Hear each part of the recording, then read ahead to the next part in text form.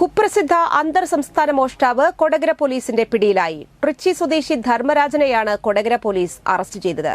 2021 പേരാമ്പ്രയിൽ fish keepers എന്ന സ്ഥാപനം കുത്തിത്തുറന്ന് മോഷണം നടത്തിയ കേസിലാണ് അറസ്റ്റ്. മോഷണ സമയം സിസിടിവിയിൽ ധർമ്മരാജന്റെ മുഖം വ്യക്തമായി പതിഞ്ഞിരുന്നു. മോഷണം നടത്തിയതിനു ശേഷം ഒളിവിൽ പോയ ധർമ്മരാജനെ തമിഴ്നാട്ടിലും കേരളത്തിലും പല സ്ഥലങ്ങളിലും പോലീസ് അന്വേഷിച്ചു, പിടികിട്ടിയിരുന്നില്ല. പേരാമ്പ്രയിൽ ഇക്കഴിഞ്ഞ ഫെബ്രുവരി 10 നടന്ന കവർച്ചയുമായി ബന്ധപ്പെട്ട് കൊടകര ഇൻസ്പെക്ടർ പി.കെ. ദാസ് നടത്തിയ അന്വേഷണത്തിലാണ് ധർമ്മരാജൻ തമിഴ്നാട് പുതുക്കോട്ട ഡിസ്ട്രിക്ട് ജയിലിൽ ഉള്ളതായി അറിവ് ലഭിച്ചത്. ഫെബ്രുവരി 15 തമിഴ്നാട്ടിലെ കേസിലാണ് ജയിലിലായത്.